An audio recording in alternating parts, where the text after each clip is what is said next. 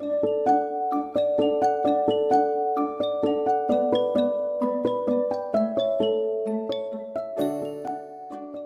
forestières sont toujours ciblées. Puis donc comme ça dans l'ensemble, les partenaires européens de CAFI, on a dit qu'il y a quelque chose qui n'est pas clair, on ne peut pas à la fois vouloir développer des actions d'atténuation et promouvoir une des sources qui contribue le plus à l'émission des gaz à effet de serre, notamment dans l'agriculture. Donc voilà, il y a un moyen de pression. Moi, j'analyse ça là comme ça, je me dis, ben, écoutez, on peut reculer un peu, mais voici nos besoins par rapport à l'agriculture. Si on entre dans la forêt, ou bien si on produit, si on développe l'agriculture, que ce soit dans les terres forestières ou dans les terres des marges forestières ou ailleurs, ben, on peut créer des agropoles, on peut créer toute une façon de voir et de faire qui puisse nous permettre d'atteindre notre objectif sans menacer la forêt. On peut le faire. Et dans ce cas, si vous voulez peut-être pas qu'on touche vers les terres forestières, encore faut partir voici ce que nous avons besoin en termes de ressources pour faire autre chose ailleurs. Moi, c'est un moyen de pression.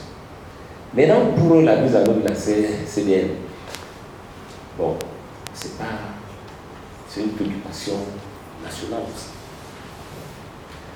Le gouvernement nous dit, réfléchissez sur comment on fait pour atteindre nos objectifs dans le cadre des engagements non conditionnels. C'est-à-dire les 12%, c'est ça on a dit. Sur les 12% que l'État a dit s'engager de réduire sans condition. On a reçu les orientations, les instructions, on a exprimé des besoins, mais nous sommes sûrs qu'on ne peut pas être satisfait par rapport à tous les besoins que nous avons sollicités, étant entendu que l'État, c'est un tout, il y a d'autres secteurs qui attendent également. Et nous espérons beaucoup parce que si par contre, on reste dans le cadre des AGR, des activités génératrices de revenus, c'est-à-dire vous êtes une structure de l'État, dans votre position, vous pouvez générer des revenus. Et vous dites à l'État comment les revenus que je génère, je voudrais que ce soit en priorité pour résoudre les problèmes que j'avais déjà expliqués. C'est à ce moment que la question de carbone là, peut nous permettre de financer une partie des activités. Donc c'est bien, c'est légitime. Okay? Donc on voudrait peut-être que dans votre position, que vous le sachiez, que vous soyez attentif à tous ceux qui viennent solliciter, rentrer dans le marché de carbone, tous ceux qui veulent signer des engagements. Il y a des aventuriers. Je crois qu'il est aussi de votre rôle d'être assez averti, d'être éveillé et de capter tout ce qui peut être fait pour être dénoncé. Et pour dire que ça c'est un marché de dupes, c'est ça qu'on attend que vous soyez aussi attentif à cette façon de voir pour nous permettre d'avancer. Sur les enjeux. Parce qu'on parle des enjeux vraiment et je ne sais pas pourquoi ces enjeux-là sont si importants en fait. Je pose la question basique. On a parlé tout à l'heure de la COP15 et on a parlé des enjeux du nouveau cadre mondial. On a parlé dans le cadre du climat des questions d'adaptation, de finances, de perte et d'image. Parce que je pense que pourquoi c'est si important en fait pour nous? C'est en tant que point focal, est-ce que c'est facile de négocier? Parce qu'il y a beaucoup d'intérêts qui sont en jeu, il me semble. Et je repose la question sur les enjeux parce que je ne suis pas sûre qu'on comprenne vraiment bien. Est-ce que c'est facile pour un point focal de négocier en tant que représentant d'un pays avec autant d'enjeux, autant d'intérêts? Et surtout, qu'est-ce qu'on doit mettre en avant? Parce que tout à l'heure, on a présenté la situation. Je profite du fait que le point focal soit aussi arrivé pour demander si c'est facile. Comment on négocie? Pour des jeunes comme nous, hein, je ne sais pas, des femmes négociatrices, je sais qu'il y a un programme qui existe aujourd'hui et qui permet de renforcer les capacités des jeunes femmes négociatrices ou des jeunes négociateurs. Mais vraiment dans vos positions, et ça je la pose à tous, même à Blondel, qui est de la société civile, est-ce que c'est facile de négocier et surtout, pourquoi cette insistance sur ces enjeux clés? Merci.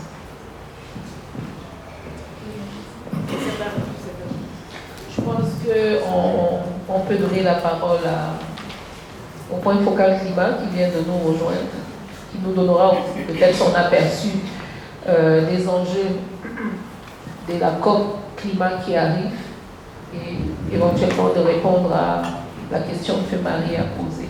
Ensuite, les autres panélistes pourront apporter leur contribution. Ok, merci madame de passer la parole. Bonjour à tous. Bonjour à tous. Bonjour. Peut-être que les gens sont déjà fatigués. Peut-être moi je suis encore plus fatigué que vous. Je tiens déjà à m'excuser pour le retard.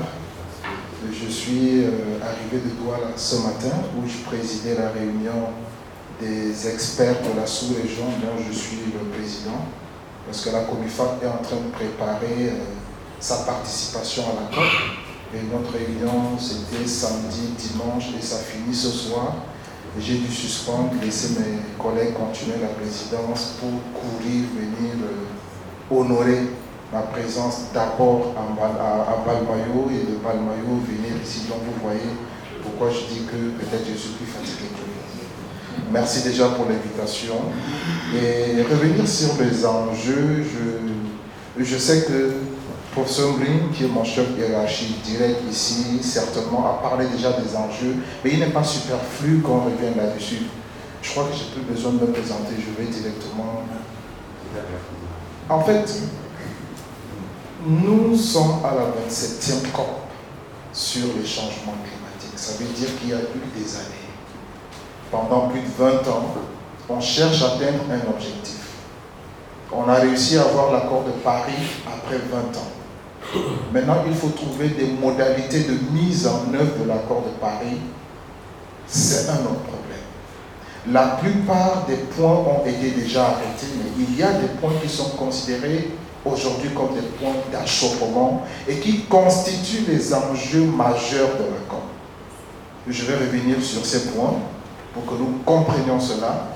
Il y a le point sur l'article 6 de l'accord de Paris, le point sur l'article 8 de l'accord de Paris, le point sur l'article 13. Mais je reviendrai aussi sur l'article 7 qui parle de l'adaptation aussi de l'agriculture, le groupe de travail de Corini vient sur l'agriculture, parce que tout à l'heure j'ai entendu parler de l'agriculture ici, pour qu'on comprenne. Je commence par le point sur l'article 6. 3 points essentiels ressortent, ou alors les alinéas qui posent problème, le 6.2, le 6.4 et le 6.8. Qu'est-ce que cela dit?